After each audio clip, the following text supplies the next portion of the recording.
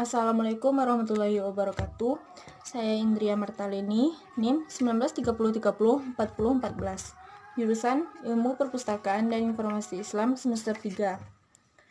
Baiklah, ini merupakan tugas UAS dari mata kuliah Dasar Organisasi Informasi. Yang mana di sini saya akan menjelaskan beberapa materi. Yang pertama yaitu tentang perpustakaan dan pustakawan. Yang kedua tentang sarana bibliografi, yang ketiga tentang sistem temu kembali informasi, yang keempat tentang standar pengatalogan, yang kelima metadata, dan yang keenam tentang keseragaman katalog. Baiklah, yang pertama terlebih dahulu saya akan menjelaskan tentang pengertian perpustakaan. Perpustakaan adalah fasilitas atau tempat menyediakan sarana bahan bacaan.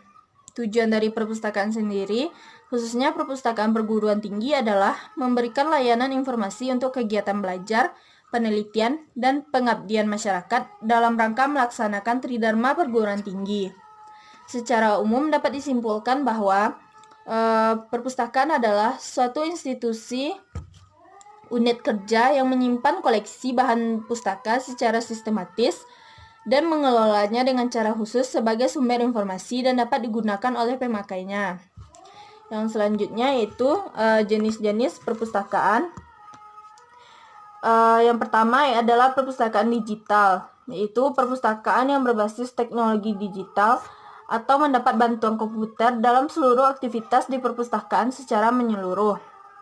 Yang kedua, Perpustakaan Nasional Republik Indonesia adalah lembaga pemerintahan non-departemen yang melaksanakan tugas pemerintahan di bidang perpustakaan sesuai dengan peraturan perundang-undangan yang berlaku, yang berkedudukan di ibu kota negara.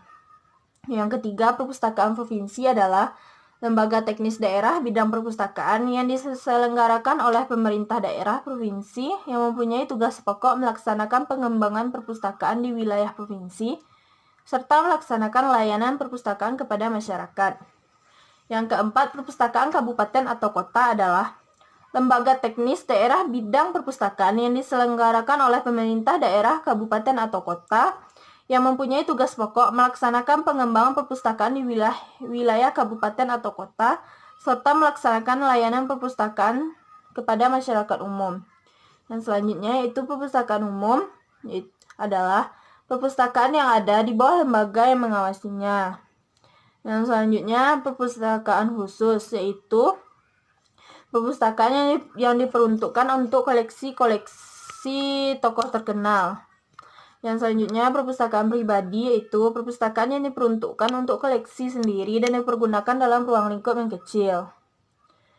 Yang berikutnya adalah pengertian dari pustakawan, yang mana pustakawan adalah seorang yang menyelenggarakan kegiatan perpustakaan dengan jalan memberikan pelayanan kepada masyarakat sesuai dengan tugas lembaga induknya, berdasarkan ilmu yang dimiliki melalui pendidikan.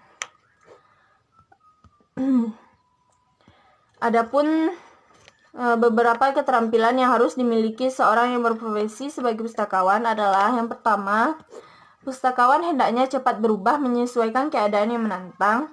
Pustakawan adalah mitra intelektual yang memberikan jasanya kepada pemakai. Seorang pustakawan harus selalu berpikir positif. Pustakawan tidak hanya ahli dalam mengkatalog, mengindeks, mengklasifikasi koleksi, akan tetapi harus mempunyai nilai tambah karena informasi terus berkembang. Yang kelima, pustakawan sudah waktunya untuk berpikir kewirausahaan. Yang keenam, ledakan informasi yang pesat membuat pustakawan tidak lagi bekerja hanya antara sesama pustakawan, akan tetapi dituntut untuk bekerja sama dengan bidang profesi lain dengan tim kerja yang solid dalam mengelola informasi. Yang selanjutnya yaitu sarana bibliografi.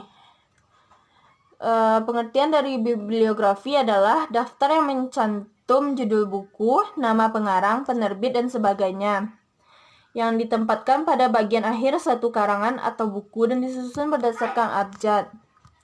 Unsur-unsur bibliografi, yang pertama ada nama pengarang, yang kedua judul buku, yang ketiga data publikasi, dan yang keempat untuk sebuah artikel diperlukan pula judul artikel yang bersangkutan, nama majalah, jilid, nomor, dan tahun.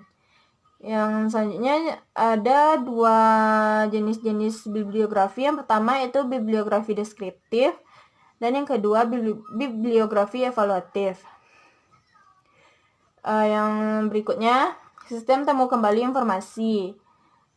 Sistem temu kembali informasi adalah sebuah media layanan bagi pengguna untuk memperoleh informasi atau sumber informasi yang dibutuhkan oleh pengguna. Sistem temu kembali informasi merupakan sistem informasi yang berfungsi untuk menemukan informasi yang relevan dengan kebutuhan pemakai. Sistem temu kembali informasi berfungsi sebagai perantara kebutuhan informasi pengguna dengan sumber informasi yang tersedia. Adapun tantangan yang dihadapi dari sistem temu kembali informasi yaitu yang pertama, informasi dalam bentuk teks yang terstruktur. Yang kedua, jumlah data yang besar. Yang ketiga, jumlah kemungkinan yang tinggi memungkinkan semua kata dan frase. Dan yang keempat, hubungan antara konsep teks kompleks. Yang kelima, kata ambigu dan kepekaan konteks. Dan yang keenam, kesalahan data. Yang selanjutnya yaitu standar pengkatalogan. Yang pertama, pengertian katalogisasi. Katalogisasi atau pengkatalogan adalah proses pembuatan katalog di mana dalam katalog dicantumkan data penting yang terkandung dalam bahan pustaka, baik ciri fisik maupun intelektual, seperti nama pengarang, judul buku, penerbit, dan subjek. Jadi, katalogisasi adalah proses pengambilan keputusan yang menuntut kemampuan menginterpretasikan dan menerapkan berbagai standar sehingga hal-hal penting dari bahan pustaka terekam menjadi katalog.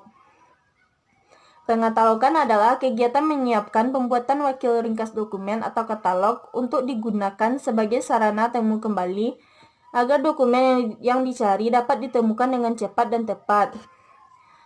Ada beberapa macam katalogisasi. Yang pertama yaitu katalog buku, yang kedua katalog berkas, merupakan katalog kumpulan kertas.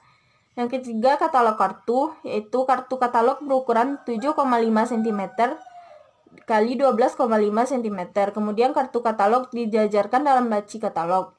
Yang keempat, katalog komputer, yaitu katalog terbacakan komputer. Ada beberapa jenis katalog berdasarkan bentuknya. Yang pertama, katalog pengarang adalah semua nama pengarang buku. Maka semua kartu katalog pengarang yang sudah terkumpul disusun menjadi abjad-abjad nama pengarang masing-masing buku. Yang kedua, katalog judul adalah katalog yang berbentuk kartu yang kata utamanya adalah judul buku. Berikutnya jenis-jenis katalog berdasarkan bentuk fisik. Yang pertama, kartu katalog. Yang kedua, katalog berkas. Yang ketiga, katalog buku. Dan yang keempat, katalog pengarang. Kelima, katalog judul. Keenam, katalog subjek. Yang berikutnya yaitu metadata. Metadata adalah informasi terstruktur yang mendeskripsikan, menjelaskan, menemukan, atau setidaknya menjadikan suatu informasi mudah untuk ditemukan kembali, digunakan, atau dikelola. Metadata sering disebut sebagai data atau informasi tentang informasi. Metadata ini mengandung informasi mengenai isi dari suatu data yang dipakai untuk keperluan manajemen file atau data nantinya dalam satu basis data. Fungsi metadata ada beberapa. Yang pertama itu membuat sumber daya bisa ditemukan dengan menggunakan kriteria yang relevan. Yang kedua, mengidentifikasi sumber daya. Yang ketiga, mengelompokkan sumber daya yang serupa. Yang keempat, membedakan sumber daya yang tak dimiliki kesamaan. Yang kelima, memberikan informasi lokasi. Dan yang keenam, jenis metadata. Jenis-jenis metadata, yang pertama itu metadata deskriptif. Yang kedua, metadata struktural. Yang ketiga, metadata administratif. Yang selanjutnya adalah keseragaman katalog. Yang pertama, pengertian katalog adalah daftar komprehensif terorganisir isi perpustakaan. Ini mengacu pada peta, arsip berkala, karya seni, file komputer, mikrofilm, dan tentu saja buku. Katalog perpustakaan dibatasi untuk sebuah perpustakaan tertentu atau satu kelompok perpustakaan. Kartu katalog memuat keterangan singkat mengenai suatu buku, skripsi, dan majalah. Format kartu katalog. Keseragaman sangat penting dan juga keharusan dalam pengetikan kartu katalog.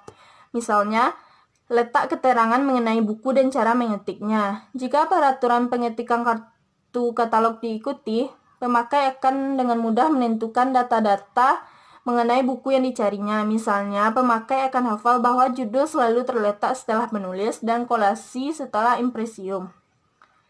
Yang selanjutnya adalah susunan kartu katalog yang umum dipakai. Yang pertama penulis, yang kedua judul, yang ketiga impresium, yang keempat kolasi, dan yang kelima seri dan nomor seri, yang keenam nomor induk.